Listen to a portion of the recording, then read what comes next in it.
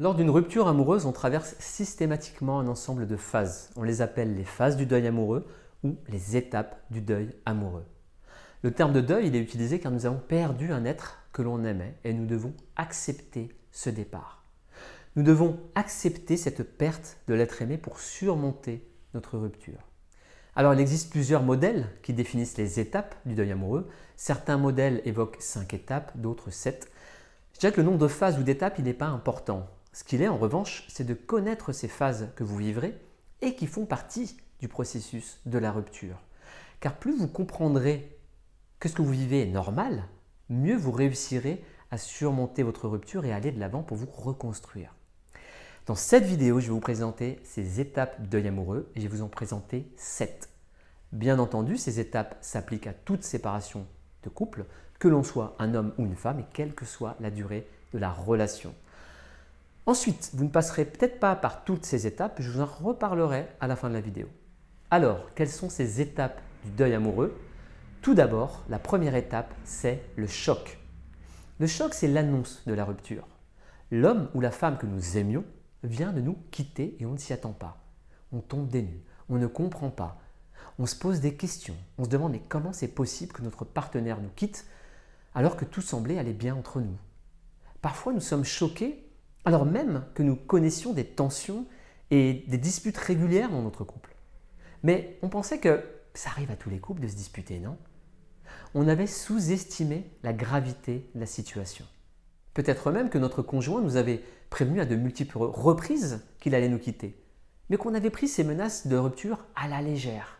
On se disait mais non, ça n'arrivera pas, ce sont juste des menaces. Quoi qu'il en soit, c'est un choc pour nous. La deuxième étape du deuil amoureux, c'est le déni. Le déni, c'est une phase de résistance. On n'arrive pas à croire que la relation est finie. Et surtout, on ne veut pas y croire. On n'en veut pas de cette rupture. On refuse la décision de l'autre. Nous nions la réalité. Même si notre ex nous dit que c'est fini, qu'il ne veut plus de nous ou qu'il aime quelqu'un d'autre, on refuse d'y croire. On pense que c'est du gâchis. Après autant de bons moments passés ensemble, parfois des dizaines d'années, on ne veut pas de cette rupture. Nous voulons revenir dans notre situation d'avant la rupture. Nous voulons récupérer la situation d'avant. Nous voulons récupérer notre ex. Nous pensons qu'il est toujours possible de réparer la relation. Nous pensons que lorsqu'on s'aime, tout est possible. Nous pensons qu'à deux, on y arrivera. Le souci, c'est qu'il faut être deux à vouloir cette relation pour qu'elle fonctionne. Et qu'aujourd'hui, nous sommes sans doute l'unique personne à vouloir donner une nouvelle chance à notre histoire d'amour.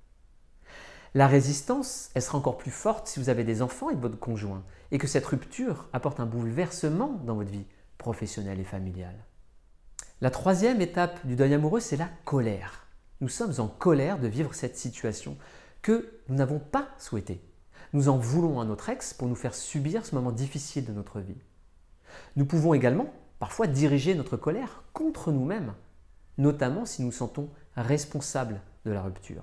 Nous ressentirons alors de la culpabilité, des remords et des regrets. Nous estimerons que nous avons gâché la relation, qu'on aurait pu la sauver si on avait agi différemment. Nous nous en voudrons encore plus si notre ex-conjoint nous avait prévenu à de multiples reprises et que nous n'avons pas écouté ses avertissements. La quatrième étape du deuil amoureux, c'est le marchandage. Nous essayons de négocier avec notre ex pour revenir avec lui. Nous essayons de le convaincre de revenir par des promesses de changement, par le sexe ou par tout autre moyen. Nous essayons de le convaincre que ça va fonctionner, qu'il doit revenir pour les enfants, qu'il est en train de détruire une famille et tout ce qu'on a construit ensemble. On lui promet de changer si la cause de la rupture est liée à notre comportement. Si notre ex nous aime encore et qu'il croit à nos promesses, il pourrait revenir à ce moment-là. En revanche, si c'est la énième rupture pour la même cause, notre ex ne sera pas sensible à nos belles paroles de changement. C'est aussi une phase où nous pourrions mettre de la pression sur notre ex. Nous pourrions faire des menaces, de suicide, du chantage affectif. Ce n'est pas une solution viable, bien sûr, mais lorsqu'on est en détresse, on n'en a pas conscience. La cinquième étape du deuil amoureux, c'est la tristesse. Après le déni, la colère, le marchandage, on prend conscience que tout ce qu'on a fait jusqu'à présent, ça ne fonctionne pas.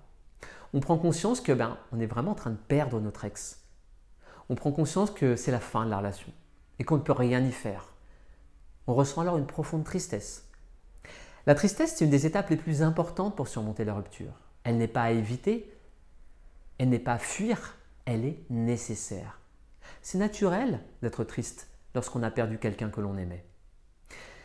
C'est également l'étape où certaines personnes entrent en dépression, parce que ce qu'elles ressentent est un tel bouleversement qu'elles ne veulent pas de ça, elles n'arrivent pas à accepter la douleur de la perte. Et pourtant, c'est à ce moment précis, à ce moment clé du deuil amoureux, que tout se joue. Et c'est notre attitude et notre état d'esprit qui va faire la différence. Croire en nous plutôt que baisser les bras. La 6e étape du deuil amoureux, c'est l'acceptation. Si nous avons fait face à notre tristesse, sans la supprimer, sans la réprimer, en l'accueillant à nous comme un moment nécessaire, nous entrons dans la phase de l'acceptation de la rupture. On l'appelle également la phase de résignation. Alors j'aime pas ce terme de résignation car il évoque une soumission. Je préfère le terme d'acceptation qui évoque une décision active de notre part. J'accepte la perte de mon ex. C'est une étape importante du deuil puisque c'est le moment clé qui nous permet de basculer des regrets du passé à notre présent. C'est pour cette raison que votre attitude elle est importante à ce moment précis. Plus vous accepterez pleinement la séparation avec votre ex-conjoint, plus vous irez de l'avant et plus vous retrouverez du plaisir dans votre vie. Alors que si vous ressentez de la résignation, ce sera une acceptation à contre-cœur. J'accepte car j'ai pas le choix. C'est une acceptation teintée d'amertume. Une résignation, c'est une demi-acceptation. Le deuil amoureux, il est efficace si vous acceptez pleinement la rupture. Je sais que ce n'est pas facile, mais c'est nécessaire. Nous pensons parfois à notre ex, mais nous acceptons le fait qu'il puisse ne pas revenir. Et je pense que les personnes font souvent une erreur, celle de croire qu'accepter la rupture et aller de l'avant sans notre ex, c'est faire une croix définitive sur lui. Elle ne veut pas de ça. Mais c'est pas ça. En ce qui me concerne, dans le passé, il m'est arrivé à plusieurs reprises d'accepter une séparation et d'avancer sans mon ex parce que je savais que c'était la meilleure chose à faire, que c'était la bonne attitude à adopter et que j'avais besoin de ça pour avancer dans ma vie. Puis, 1 an plus tard, que mon ex me recontacte et que nous nous remettions ensemble. La différence, c'est que je n'ai pas attendu mon ex. J'ai fait ma vie sans elle, j'ai avancé, je me suis reconstruit. Si mon ex n'était pas revenu, j'avais avancé déjà dans ma reconstruction. Okay. C'est ça qui importe, prendre sa vie en main et ne pas attendre que notre ex revienne, parce que si notre ex ne revient pas, eh bien, on va passer des mois et des années à attendre quelque chose qui ne viendra pas. Et je connais des personnes qui attendent depuis des années et qui ne vivent pas leur vie. On n'est pas sur cette terre pour attendre, subir notre vie. On est là pour avoir du plaisir, de la satisfaction, vivre de beaux moments. D'accord ? Même si la rupture est un mauvais moment. Mais c'est notre réaction face à cette rupture qui va nous permettre de revivre de beaux moments. Et la 7e étape et dernière étape du deuil amoureux, c'est la reconstruction. Une fois qu'on a accepté la séparation, on peut enfin se reconstruire pleinement et bâtir notre future vie sans notre ex. On n'est plus en attente, on rebondit, on procède à des actions pour réorganiser notre vie de célibataire. C'est la phase de renaissance post-rupture. C'est une phase bien sûr qui est pleine de vie et plus le temps passera, plus elle contiendra de la vie. Et peu à peu, nous retrouverons le sourire et du plaisir dans notre vie pour ensuite être prêts à retrouver l'amour.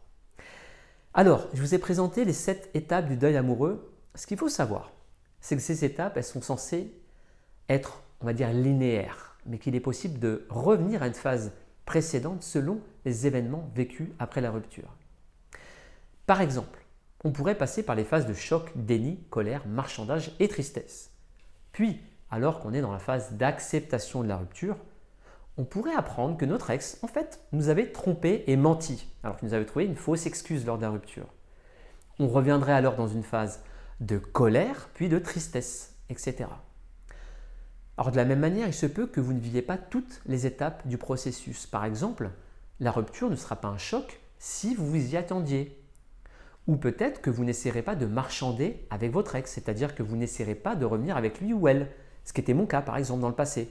Je n'essayais pas de marchander. Tu veux pas revenir avec moi? Eh bien, tant pis, je te laisse partir. Je respecte ta décision et je me respecte. De même, si c'est vous qui avez quitté votre partenaire, peut-être parfois à contre-cœur parce qu'il y a des choses qui ne vous plaisaient pas, eh bien, vous serez quand même triste, mais il y a des phases que vous ne vivrez pas. En revanche, vous vivrez systématiquement les étapes de la tristesse, de l'acceptation et de la reconstruction. On me demande régulièrement combien de temps il faut pour traverser les étapes du deuil amoureux. Alors la durée d'un deuil amoureux, il est totalement variable. Car cette durée, elle dépend tout d'abord de votre contexte, c'est-à-dire de la durée de la relation, si vous avez des enfants ou pas avec votre ex, de votre situation financière, du fait d'avoir été trahi ou pas. Bien sûr, si c'est votre première grande rupture, ce sera plus long, plus difficile. Ça dépend également de votre perception de la situation.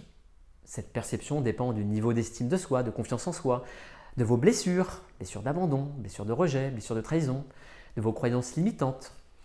Et par exemple, lorsque l'on est en dépendance affective et qu'on manque d'autonomie, ce sera forcément plus long et difficile. Et pour terminer, ça dépend bien sûr de votre réaction face à la rupture. Resterez-vous ancré dans votre passé à regretter votre ex ou prendrez-vous votre vie en main pour aller de l'avant à travers des actions concrètes? Car à un moment donné, après la rupture, on doit faire un choix. Continuer à regretter notre ex ou décider d'aller de l'avant. En d'autres mots, vous devez décider de quitter le passé, vous focaliser sur vous dans votre vie présente et mettre en place des actions afin de construire votre futur. Et c'est cette décision qui vous permettra d'avancer dans votre vie et de vous reconstruire. Je vous ferai très prochainement une autre vidéo beaucoup plus complète sur la durée pour surmonter la rupture. C'est la fin de cette vidéo. Si vous l'avez appréciée, je vous recommande de vous inscrire sur mon site internet.